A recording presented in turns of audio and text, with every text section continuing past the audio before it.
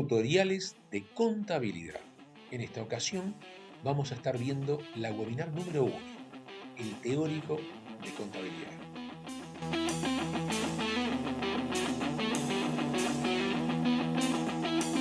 Ahora vamos a ver algunos conceptos vinculados, ¿sí?, a la contabilidad que los vamos a estar mencionando en forma permanente. Por eso me interesa que les queden claros de arranque, nomás así, desde el principio. ¿Cuáles son esos conceptos? Los hechos económicos, los comprobantes y los medios de pagos. Vamos a hablar de hechos económicos, vamos a hablar de comprobantes y vamos a hablar de medios de pago. Hechos económicos.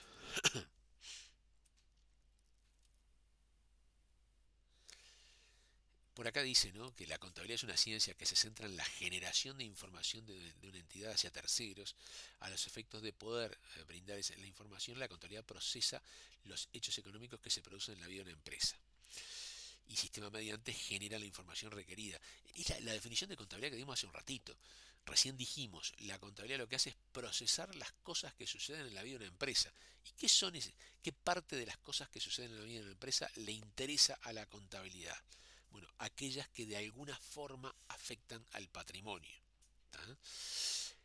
Aquellos hechos que de alguna forma afectan al patrimonio. Los hechos económicos son aquellos hechos que se producen en la vida de una empresa y afectan al patrimonio de la misma en su calidad, en su cantidad o en ambos sentidos. Es decir, son aquellos que serán procesados por la contabilidad. ¿Qué cosas pasa en la vida de una empresa que van a ser procesados por la contabilidad? Una compra, una venta, un pago, ¿eh? El firmar un préstamo, que me otorguen un préstamo, ¿no? Y qué cosas no se procesan. Las que no se procesan se llaman actos administrativos. El contrario de hecho económico es acto administrativo. De todas las cosas que suceden en una vida empresa, en la vida de una empresa, unas afectan el patrimonio y otras no. Las que así afectan el patrimonio son los hechos económicos. Las que no lo afectan son los actos administrativos. ¿Cuáles procesa la contabilidad? Los hechos económicos.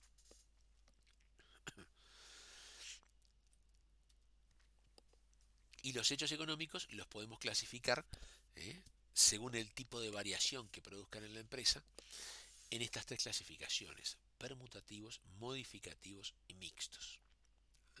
Recién les decía, ¿no?, acá en la definición, que afectan, ven que está subrayado, que afectan al patrimonio en su calidad, cantidad o en ambos sentidos. Bueno, en los hechos económicos permutativos lo afectan en su calidad, los modificativos en su cantidad y los mixtos en ambos sentidos, o sea, son permutativos y modificativos a la vez. Pero esto lo vamos a desarrollar en una futura instancia, en otra presentación. ¿Sí? Porque es una explicación un poquitito larga, lo vamos a ver en otra presentación. Y no se pierdan también que hay algunos tutoriales al respecto que son cortitos, ¿sí?, y van bastante al hueso, y yo voy a estar compartiendo después en cada instancia comparto el código QR que los lleva a YouTube a ver esos tutoriales. Pero bueno, ya sabemos entonces qué son los hechos económicos, que ahora luego los vamos a desarrollarlos. Comprobantes. ¿Qué es un comprobante? Bueno, todos los hechos económicos tienen un comprobante de respaldo. Es decir, cada cosa que sucede en la vida de una empresa, ¿cómo sé yo que se produjo una compra? ¿Cómo sé que se produjo una venta? ¿Cómo sé que se produjo un pago? ¿Sí? Porque hay un comprobante que lo respalda. ¿Sí? Hay un comprobante que lo respalda. La base de la contabilidad lo vamos a ver en la regla de registración. Todos los hechos económicos tienen un comprobante de respaldo y todos los comprobantes deben de ser contabilizados. Esas son las premisas de la contabilidad, ¿no? Si no cumplimos eso, después la contabilidad, lo que me dé van a ser papas fritas, no me van a servir. Si yo quiero una información íntegra y total, tiene que suceder eso, ¿no? Todas las cosas que suceden y que de alguna forma afectaron al patrimonio de la empresa, a los bienes, derechos, obligaciones, ¿sí?, o generaron pérdidas o ganancias, van a tener que tener un comprobante de respaldo, una boleta, una factura, una boleta, factura contable y factura de crédito, recibos, notas de crédito, notas de débito. Ahora los vamos a mencionar. ¿Sí? Si hay un retiro de socios, que no es documentación comercial esa. Entonces tiene que haber algo firmado por el socio que retira ese dinero. Siempre tiene que haber un comprobante. ¿Para qué sirven los comprobantes? Tienen diferentes funciones. Todas las necesarias, todas ellas son necesarias para la operativa de la empresa. Por ejemplo, los comprobantes tienen, bueno, la función contable. Tenés el dato de la operación, qué compré, cuánto salió, cuál es el impuesto, por ejemplo el IVA que está incluido en esa operación. Tienen la funcionalidad de servir de control. Es decir, ¿cómo controlo yo una cierta operación? Bueno, voy y verifico que lo que se produjo en la realidad coincida con lo que dice el comprobante. Tiene una función jurídica. Sí, ciertos comprobantes sirven como título ejecutivo frente al incumplimiento de los clientes, ¿sí? Una factura, por ejemplo, siempre y cuando cumplan con las formalidades que les exige la ley, ¿sí? La impositiva respaldan la veracidad de las declaraciones juradas que la empresa debe presentar ante el Estado. ¿De acuerdo? Si yo declaro, yo pago impuestos por cierta cantidad porque tuve 1.000.000 de pesos de venta. Bueno, ¿cómo cuando viene la DGI a controlarme? ¿Cómo le demuestro yo que tuve 1.000.000 de pesos de venta? Bueno, porque le muestro los comprobantes de venta. ¿Sí? No vale lo que yo le pueda decir, lo que vale es lo que digan los comprobantes. Algunos ejemplos de comprobantes. Esta es documentación comercial. La compraventa al contado, acá hay que hacer una disgregación. Ven que dice en la columna de hechos económicos, dice compraventa al contado. ¿Y el comprobante cuál es? O la boleta o la I-factura contado. Hay que tener presente que en el Uruguay, por lo menos, estamos en un proceso ya está bastante avanzado de incorporación a la facturación electrónica. De hecho, ya pasaron todos los plazos y todas las empresas deberían de estar facturando en forma electrónica. A veces hay excepciones porque hay alguna empresa pequeña, alguna persona con una unipersonal que aún puede llegar a emitir algo, un comprobante en forma manual. Entonces por eso se hace la disgregación entre lo que es la facturación electrónica y lo que es la facturación física. Es decir, para una compraventa al contado, antiguamente lo que se utilizaba el comprobante era una boleta. Ahora se utiliza la I-factura contado. Es decir, quien emite, bueno, el que realiza la venta, el que vende, emite la I-factura contado. El segundo punto dice la compraventa a crédito. Antiguamente el comprobante era la factura, ahora es la I-factura de crédito, que también la emite quien realiza la venta. Los cobros o pagos, el comprobante es un recibo. Lo emite quien cobra. A ver, también sucede a nivel, imagínenselo, a nivel ciudadano, a nivel de nosotros, de las personas físicas. Fuiste y compraste, no sé, una televisión que sale 10.000 pesos y la vas a pagar en 10 cuotas de 1.000. ¿Ah? Cuando vas y te llevas la televisión y no pagaste nada, el comprobante que te van a emitir es una I-factura de crédito. Saliste con la televisión abajo del brazo y no pagaste absolutamente nada. El comprobante que hay es una I-factura de crédito que documenta la deuda que tenés con la empresa que vendió la televisión, con el local comercial que vendió la televisión. Cada vez que yo pago una cuota, me dan un recibo.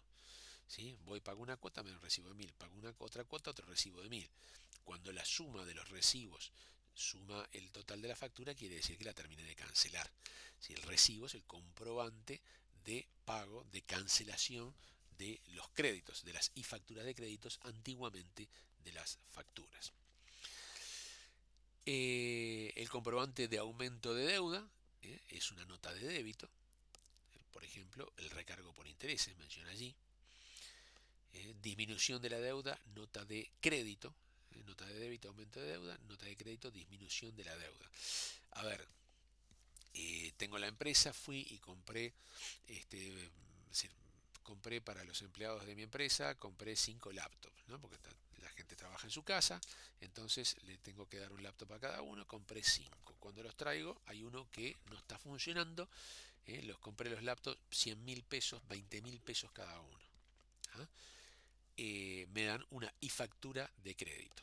Cuando llego a la empresa me veo que hay uno que no está funcionando, lo devuelvo, ¿sí?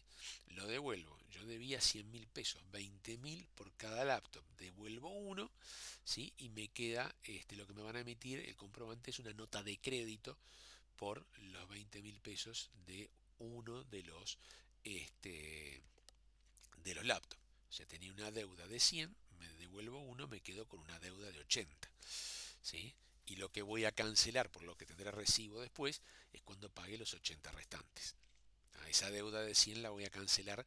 En definitiva, va a quedar documentada que se canceló cuando tenga recibos por 80.000 pesos y la nota de crédito por los 20.000, o sea, la parte de la deuda que disminuyó. También tenemos la posibilidad de una devolución de compraventa al contado, que puede ser una factura de devolución contado o una boleta de devolución contado, ¿no? Acá estamos hablando de documentación comercial, pero ojo al gol. Yo les decía antes que todos los hechos económicos deben de tener un comprobante de respaldo. Entonces, esto no implica solamente los comerciales, sino que también puede haber movimientos internos de dinero, por ejemplo, no de mercadería. De mercadería son remitos que ahí no manejas cifras, manejas cantidades. Eso no son hechos económicos. En todo caso son actos administrativos, ¿no? El trasladar mercadería de un lugar a otro. Eh, y no son por ende procesados por la contabilidad. Pero bueno, si yo tengo algún hecho que afecta al patrimonio, el ejemplo que di hace un ratito, ¿no? Un retiro de un socio. Viene un socio y retira plata, ¿sí?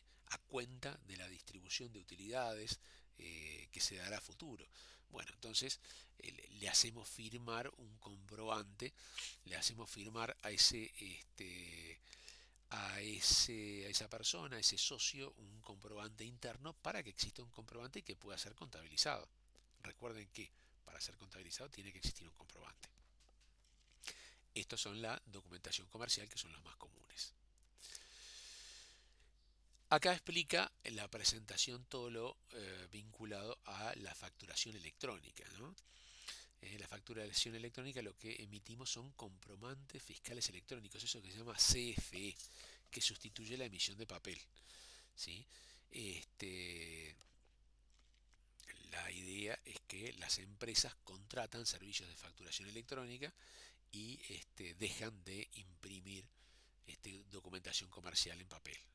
Esto ya están todas las empresas están obligadas a hacerlo, ya no quedan excepciones, pero en la práctica todavía puede quedar alguna empresita pequeña que haga las cosas a mano. En el régimen tradicional, la documentación en papel, que está en cuasi desuso, ¿sí? Los principales documentos eran la boleta y el ticket cuando se compraba el contado y la factura cuando comprábamos a crédito. En el sistema actual de comprobantes fiscales electrónicos, los principales comprobantes son la e-factura de contado o la e-factura de crédito. Con eso documentamos las operaciones con contribuyentes y el e-ticket que documenta operaciones con consumo final, con consumidores finales. Una persona física que va y compra algo, lo que te emiten es un e-ticket, ¿no? No es ¿Vieron cuando van a comprar algo y te dicen con ruta o consumo final? No, consumo final. Lo que te emiten es un e-ticket. Si es con consumo final, bueno, ahí tenés que identificar a la empresa que está comprando, ¿sí? A la empresa que está comprando la identificás con el número de RUT y eso lo que hace es que en el sistema de facturación electrónica de la empresa compradora ya le va a llegar el comprobante, el CFE que le fuera emitido. ¿Sí? Ya la DGI tiene, cuando una empresa va a hacer su liquidación impositiva, la DGI tiene ya datos de lo que vendió y lo que compró cada empresa. ¿Sí? Podemos hacer alguna modificación, pero la mayor parte de los datos ya lo tiene la Dirección General Impositiva, por no decir la totalidad. Entonces, hablamos de hechos económicos, hablamos de comprobante, me falta contarles qué son los medios de pago. ¿Sí? ¿Qué son los medios de pago? Vamos a recorrer algunos medios de pago, es decir, la forma de cancelar, de realizar, de pagar, ¿eh? En compraventas, en cancelación de deudas, ¿Con qué medios puedo cancelar? Bueno, el más tradicional y el más antiguo de todos se llama el dinero efectivo. Bueno, el más antiguo puede ser que sea el oro o el trueque, pero eso ya no existe hoy día. Que exista hoy el más viejo es el efectivo. Sí, que también está en desuso, ¿no? Es decir, cada día usamos menos dinero, menos efectivo. Después tenemos la tarjeta de débito. Antiguamente la gente usaba la tarjeta de débito para ir a los cajeros automáticos y sacar plata y después vivir su vida con efectivo. Hoy día es una forma de transferir dinero que nosotros utilizamos para pagar la tarjeta de débito. ¿Ah? Es una forma de transferir dinero desde la cuenta vista del comprador a la cuenta vista del vendedor. Cuenta vista son las cuentas de ahorro y cuenta corriente. ¿Sí? Yo pago algo con tarjeta de débito y lo que estoy haciendo es transfiriéndole dinero desde mi cuenta vista a la cuenta vista del comerciante. ¿Sí? Utilizando la tarjeta o un POS. Es una forma de pago al contado. También puedo utilizar una tarjeta de crédito. ¿Sí? Acá mi deuda, yo de esta forma adquiero una deuda con la entidad emisora de la tarjeta, con el banco, con la financiera, con quien sea. ¿Sí? El banco financiera le paga al comercio, le pagará a los 30, 60, 90 días, no sé, depende del acuerdo que tenga, pero ante el comercio yo no debo nada. Yo a quien le voy a deber va a ser a quien me dio la tarjeta de crédito, ¿sí? Quien me está financiando, puede ser un banco, una financiera, ¿sí? Este, no voy, los pagos con tarjeta de crédito es pagos que no son con fondos propios, ¿no? Es con crédito. Después tenemos las opciones de dinero electrónico. También podemos pagar con instrumentos emitidos por entidades no bancarias reguladas por el central. Esto es cuando tenemos tarjetas recargables. ¿Sí? No quiero mencionar nombres comerciales, ¿no? Pero hay varias tarjetas recargables que tú le pones dinero y después la utilizás como si fuera una tarjeta de débito. No tenés detrás un producto vista en un banco, no tenés una caja de ahorro, una cuenta corriente. Lo que tenés es una tarjeta que le recargas el saldo, pero se usa análogamente a las tarjetas de débito. Después podemos pagar con aplicaciones, ¿sí? Con fondos que los tengo disponibles en la billetera mismo, que la recargo, ¿sí? Puede ser una billetera electrónica, puede ser PayPal. Bueno, ahí ya estoy usando un nombre comercial, ¿sí? O lo mismo, también puedo cargarle medios de pago y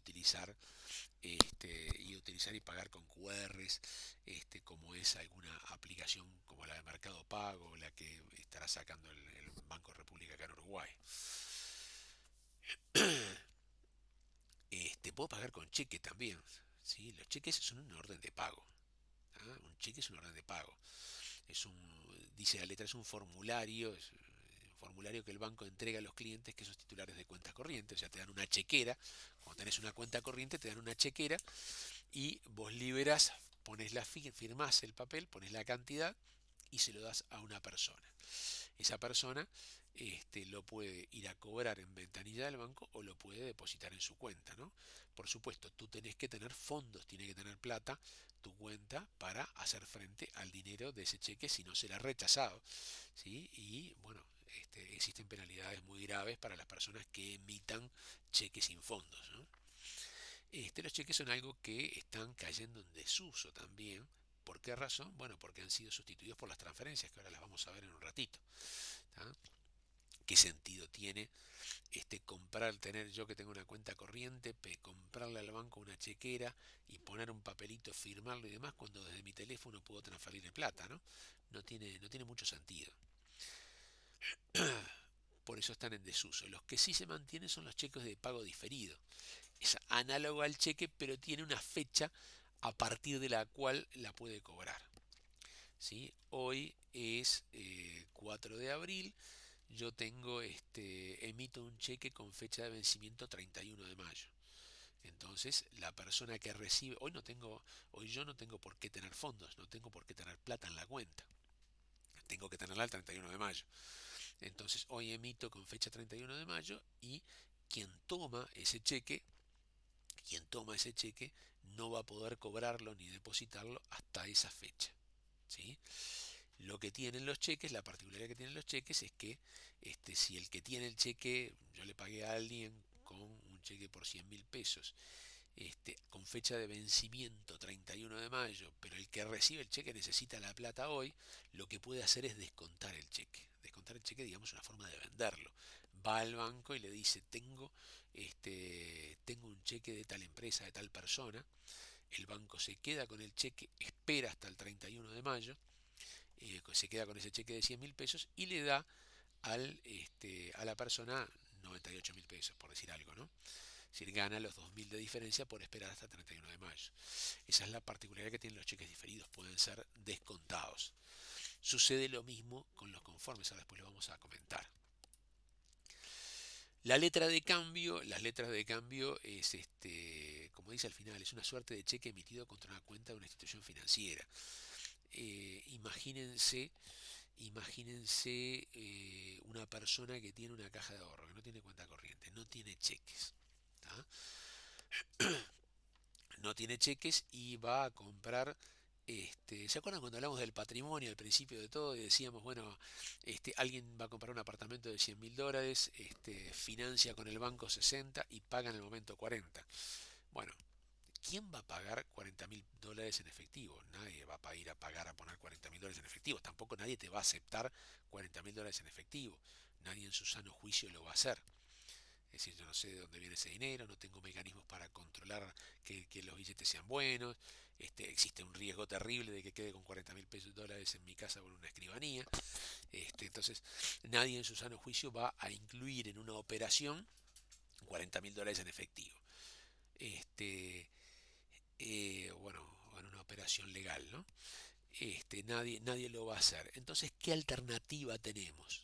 ¿Qué alternativa tenemos?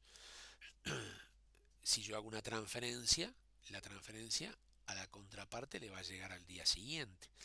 En consecuencia, si yo estoy haciendo la operación hoy, me va a complicar. Es decir, bueno, puede ser que la haga también.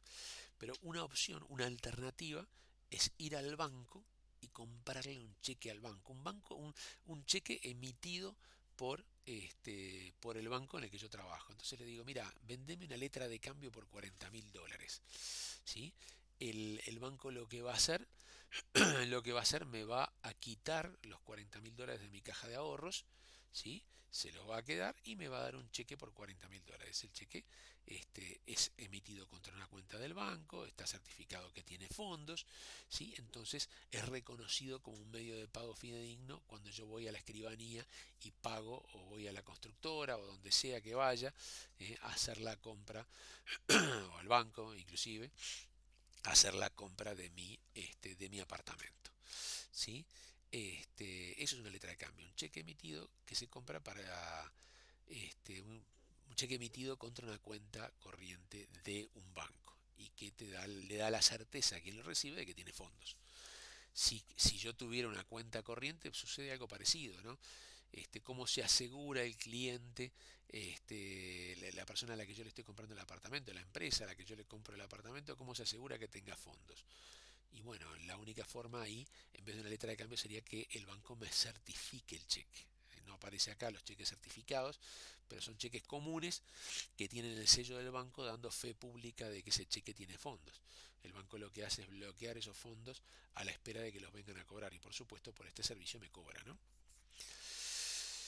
Otro medio de pago a utilizar son las transferencias. Las transferencias bancarias son un servicio que brindan los bancos de trasladar dinero de una cuenta vista, de una caja de ahorro cuenta corriente a otra cuenta vista de otra persona, en la misma o en otra institución financiera.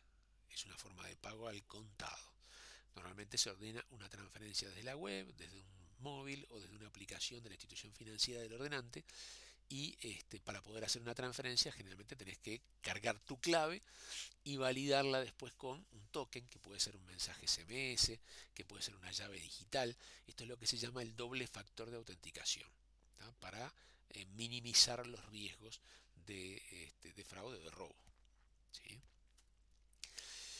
Finalmente, otro medio de pago son los conformes, un documento en que se reconoce una deuda de parte del comprador hacia el vendedor, con una promesa de pago en una fecha determinada. Imagínense, yo compré mercadería a crédito. El comprobante es una e-factura de crédito, ¿sí? Vence hoy.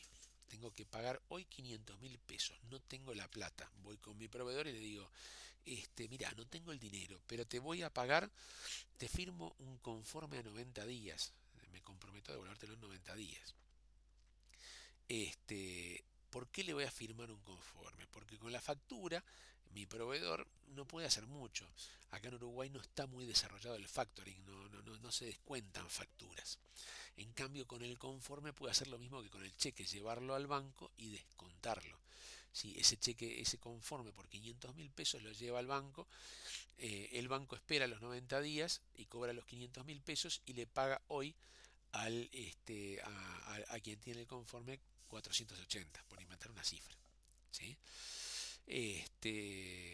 Para eso sirven los conformes, también pueden ser descontados, tienen valor en sí mismo. Ya les digo, en otros países existe el factoring, también podrían ser descontadas las facturas de crédito. Acá en Uruguay no está muy desarrollado ese negocio, por no decir nada desarrollado, y no está reglamentado aún, por lo menos a la fecha de grabar este tutorial, este webinar. Finalmente el vale es similar al conforme, pero mientras el conforme surge de una compraventa de mercadería de crédito, el vale se origina en un préstamo de dinero. Documenta obligaciones originadas en un contrato de préstamo de dinero. Es decir, yo pido plata prestada en un banco y lo que firmo es un vale. ¿Sí? Es en cierta forma un medio de pago. Me comprometo a devolver la plata en un cierto plazo. Y de esta forma terminamos de ver todos los medios de pago. Repito, ¿qué fue lo que vimos hasta ahora? Vimos la definición de contabilidad, vimos que brinda información la contabilidad acerca del patrimonio de las empresas y de cómo varían las pérdidas y ganancias, vimos a quién le interesaba la información contable, vimos los estados contables como forma de presentación de esa información, vimos quiénes emiten las normas, quiénes dicen cómo debe confeccionar esa información contable, ¿sí? Y después vimos algunos conceptos relacionados. Ya sabemos lo que son hechos económicos, ya sabemos lo que son los comprobantes, ya sabemos lo que son los medios de pago. Ahora, para finalizar este webinar, vamos a recorrer lo que son los hechos económicos.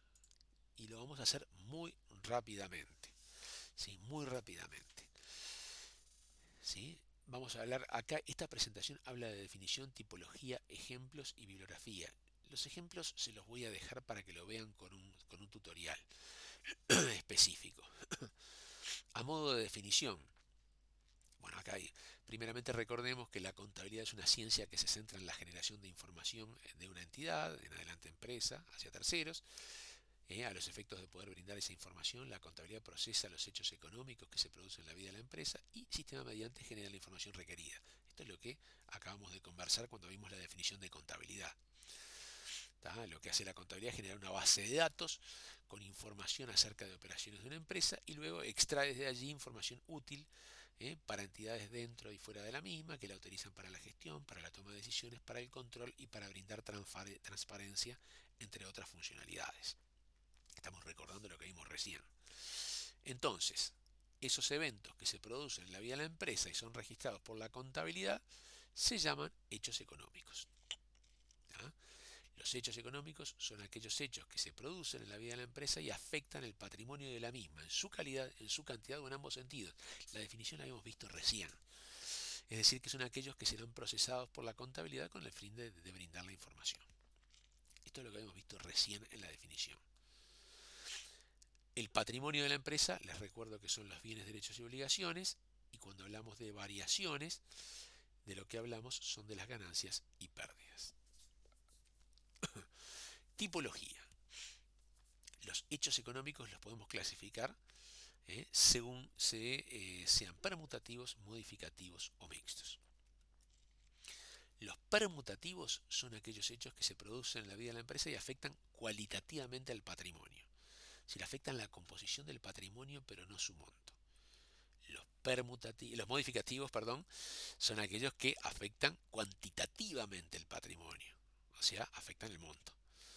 Y los mixtos son aquellos que se producen y que afectan cual y cuantitativamente el patrimonio. O sea, en buen romance, son los que son permutativos y modificativos a la vez. Para brindar algunos ejemplos, muy rápidamente, ¿sí? Muy rápidamente. Fíjense, esto es un estado de situación patrimonial. Tenemos una columna de activo, otra de pasivo y patrimonio. Quedan iguales, ¿no? En la caja tenemos, en el activo tenemos caja por 30.000, mercadería 20, banco cuenta corriente 42, el total del activo 92.000 pesos. En el pasivo, acreedores por 12.000 pesos. ¿El capital cuánto es? 92 menos 12, 80. El pasivo más patrimonio me da 92. Por aquello, ¿se acuerdan los dibujitos que hacíamos? Que nos tenían que dar igual el activo por un lado y el pasivo patrimonio por otro. Este es el estado de situación patrimonial con el que arranca a funcionar una empresa. ¿Sí? Imagínense que se produce el siguiente hecho económico. Se compran mercaderías exentas de impuestos por 16.000 pesos según y factura contado. Y lo pagamos en efectivo. El estado de situación patrimonial queda de la siguiente forma. ¿Sí? Tenía la mercadería, fíjense, en 20.000 pesos y ahora la mercadería me queda en 36. ¿Sí? Me quedan 36.000 pesos. Por otro lado, la caja la tenía en 30 y si compro el contado me queda en 14. Es decir, yo saqué, lo que hice fue, saqué 16.000 pesos de la caja y a cambio tuve 16.000 pesos en mercadería. ¿Qué es lo que sucedió? Cayó la caja en 16.000 pesos, ahí lo vemos, un activo caja bajó en 16, un activo mercaderías subió en 16, el capital se mantuvo en 80.000 pesos. Se trata de un hecho económico permutativo, ya que produjo una permuta en la composición de capital, pero el monto del capital sigue siendo el mismo. El monto del capital son 80.000, ¿sí? Que era lo mismo que estaba al inicio. Vamos atrás de todo, dice total de capital 80.000 pesos. Si lo que cambia es la composición del patrimonio, pero el monto final se mantiene. Otro ejemplo. Acá hay un pago de 5.000 pesos a un acreedor entregando cheque y obteniendo recibo correspondiente.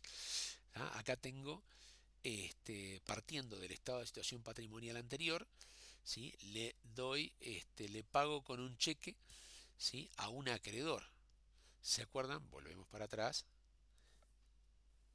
¿Se acuerdan que acá tenía en el banco 42.000 pesos y acreedores tenía del pasivo 12.000? 42 y 12.000. Y voy para adelante de vuelta. Y acá tengo en el banco, tengo 37.000 pesos porque tenía 42. Si yo emití un cheque, me quedan 37. ¿Sí? Bajó 5.000 pesos, emití un cheque por 5.000.